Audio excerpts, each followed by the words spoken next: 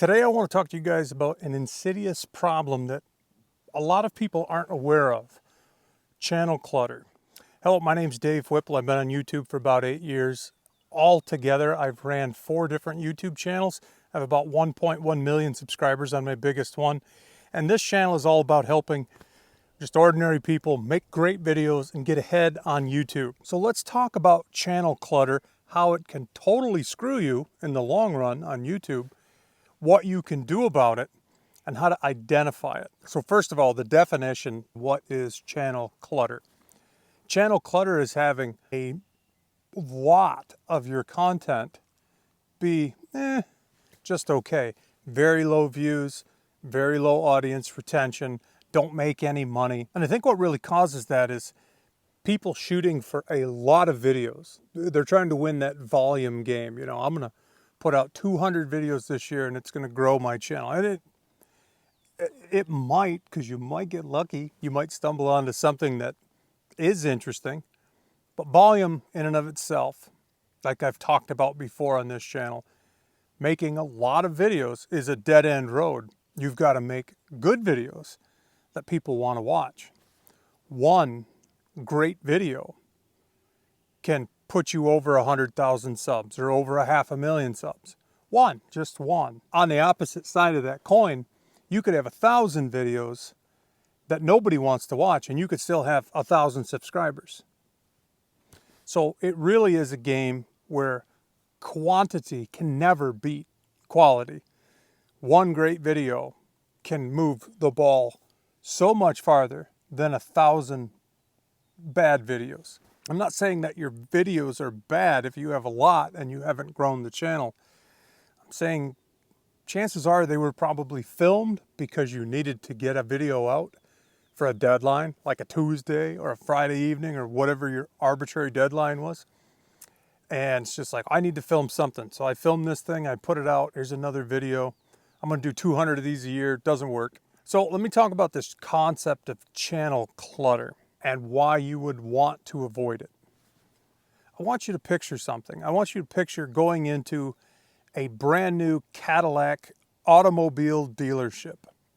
How many things do they have for sale at the dealership? They sell cars, so maybe there's 50 cars on the lot. That's what they have, that's their inventory.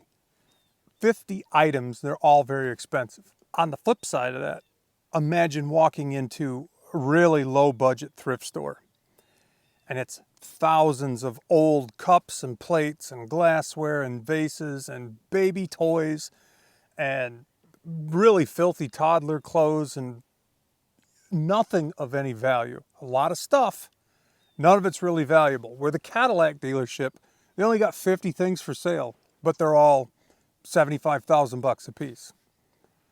Fewer items, higher quality. Whereas the thrift store, the really bad thrift store, it might have 10,000 things for sale in it, but none of them really have any value. That's the difference between a quality-focused channel and a channel suffering from channel clutter. Lots of videos that don't move the ball, don't get views, don't make you any money, and ultimately really aren't any good for anybody. There's nobody out there that needs those videos. And if nobody on the viewing end, if nobody needs them, why make them? What you ultimately want, you want them to think about your channel and say, I love that person. I love that lady. I love that guy. What they do is awesome. That's one of my favorite channels. That's what every YouTuber wants. You want people to think of you and think, I love that person. That person's content is right up my alley. It's the same thing with books and music and songs. Every artist, every recording artist, every author, that's what they want. They want people to love their book. They want people to love their album.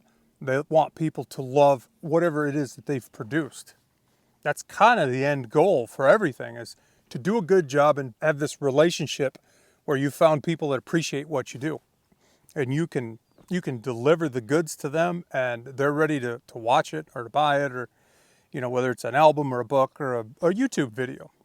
It's kind of the end goal. So you think about your favorite band. You have this kind of overall impression of that group. They evoke certain emotions when you listen to them. They make you think of certain places. You understand the flavor of that band. Same thing with books. You might have a favorite book that you're like, man, I love that book. You remember what it was like to read it, and you remember what it was like to be invested in that book, and how it, made you feel like it was written so well. It made you feel like you're in the book doing the thing in this other place. Really good books are immersive like that. You think of it and you think of the flavor, the feel, the whole vibe of that book or that album or that movie or whatever it is. That overarching impression, it's a mosaic. Not to get too nerdy on this, but you see those mosaic pictures and it's all these little chunks of tile and they form like a face or something like that. It's not a painting, it's a bunch of little chips glued on a board and it makes a portrait. That's a mosaic, in case you flunked out of art like I did. And when people watch your content on YouTube, if they give you a chance, if they subscribe, if they watch a second, third, fourth, your channel is going to start to develop a vibe. It's going to start to develop a flavor. People are going to start getting it and understanding the gist of what you have to offer. And in their mind, there's this mosaic being created. And it's little bits and pieces of your work and how the audience, the viewer, responded to it. And they're going to think of you in that way. And that's where channel clutter comes in. If you have 1,000 videos and one of them is great, and they saw that one and they subscribed, they're like, that's a great video. And they start watching your other ones. They watch 5 or 6 more, and they can't find another video that delivers for them. The mosaic that they're going to have in their mind, they're going to be like, that channel's, yeah, they had one good video, but the rest of it's blah. It's that thrift store that's full of 70s kitchenware and broken toys, and there's really nothing there of any value. You're going to land on that spectrum between the Cadillac dealership and the junky thrift store. Somewhere on that spectrum between the two. If all of your videos have a purpose, they're all shot well, they're all edited well, and they're all packaged well, title, thumbnail. If you have your channel stacked up with great videos on interesting subjects and they're all well done and they all deliver, they all have good titles and thumbnails, you are that Cadillac dealership. That's who you are. And people watch one video and think, oh, that was really good, I'll watch another one. They watch 2, 3, 4, 5 more and they're like, this channel kicks it. This channel knows what they're doing. It's my advice that we all try to shoot to be the Cadillac dealership.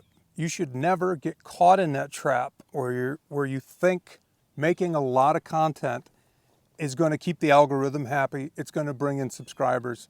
It's not.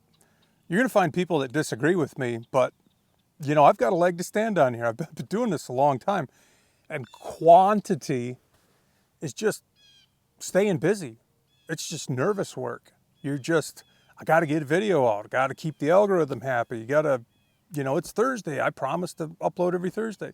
It's always been my belief that is a dead end road. Now, to be totally fair, my first year on YouTube, I put out 75 videos.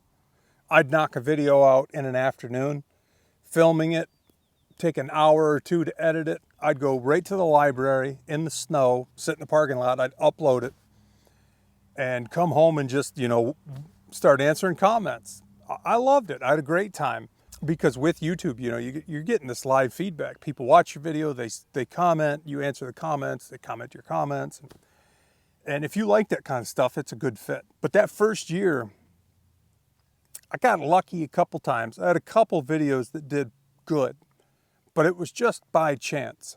I wasn't a student of YouTube. I wasn't studying the platform. I made a ton of mistakes from a success standpoint. Most of my mistakes were shooting videos that had really small audiences that already had a ton of other videos serving that subject. I was just another brick in the wall, so to speak. And that first year I had 75 videos out. The biggest year I've ever had on YouTube, I think, was 2022.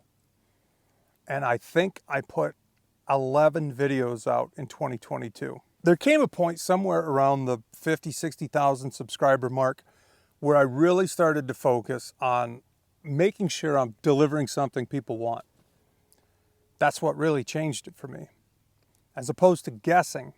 And there was a couple of years there. Don't get me wrong. There was a couple of years where you'd put a video out and be like, well, that did great. And you're like, this one will do great. And you put it out and it flops and you don't know why.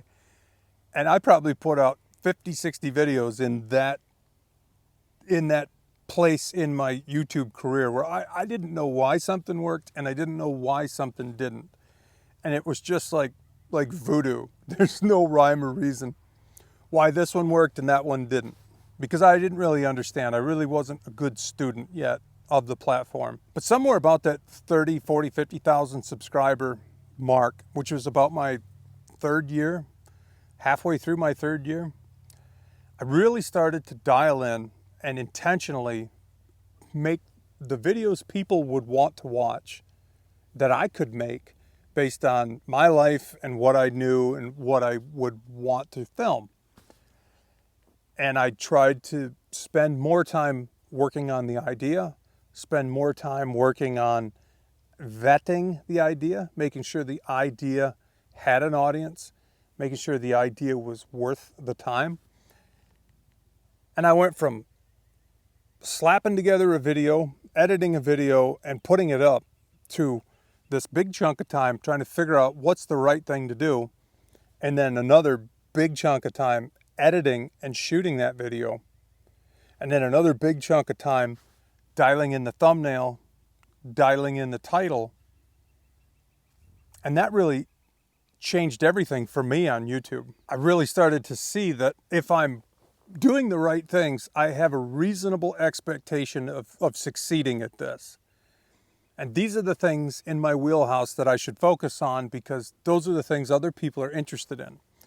So I started making videos with a lot more effort, more tightly edited, better information, better shots, better thumbnails, better titles, taking more time on all that stuff.